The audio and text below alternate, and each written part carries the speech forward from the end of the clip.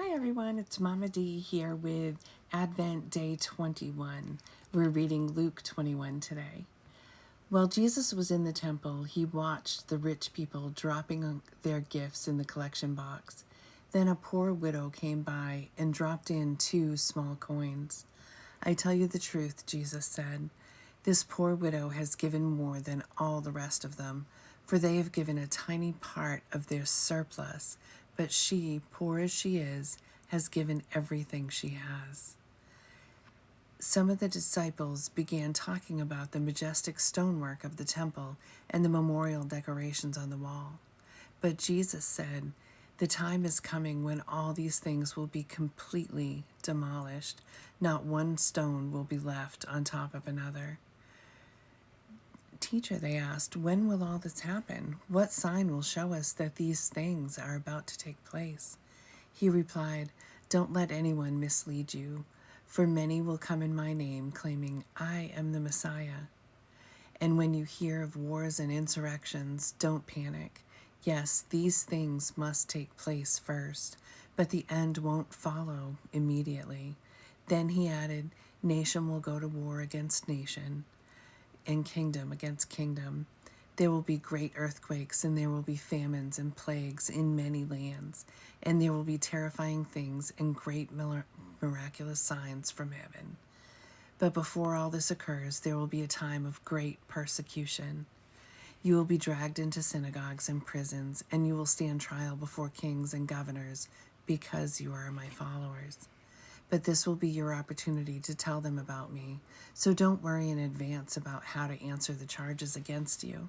For I will give you the right words and such wisdom that none of your opponents will be able to reply or refute you.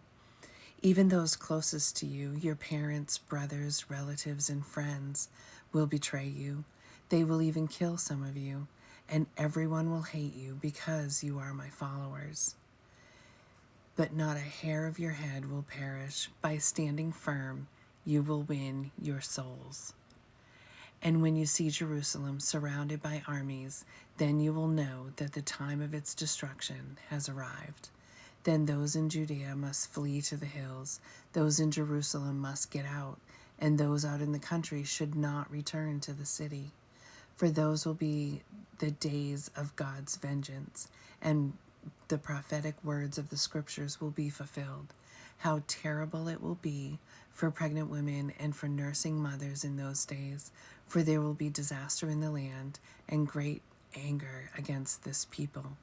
They will be killed by the sword or sent away as captives to all the nations in the world. And Jerusalem will be trampled down by the Gentiles until the period of the Gentiles comes to an end. And there will be strange signs in the sun, moon, and stars. And here on earth the nations will be in turmoil, perplexed by the roaring seas and strange tides.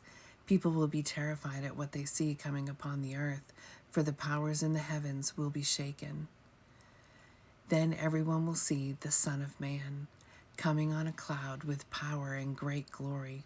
So when all these things begin to happen, stand and look up, for your salvation is near."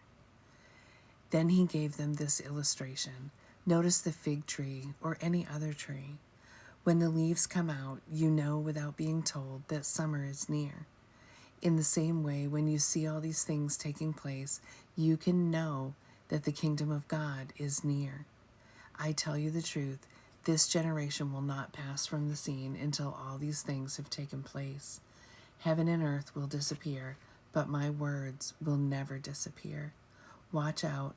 Don't let your hearts be dulled by carousing and drunkenness and by the worries of this life. Don't let that day catch you unaware like a trap.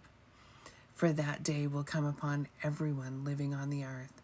Keep alert at all times and pray that you might be strong enough to escape these coming horrors and stand before the Son of Man. Every day Jesus went to the temple to teach, and each evening he returned to spend the night on the Mount of Olives. The crowds gathered at the temple early each morning to hear him. And that's it for today. Come back tomorrow for Luke chapter 21.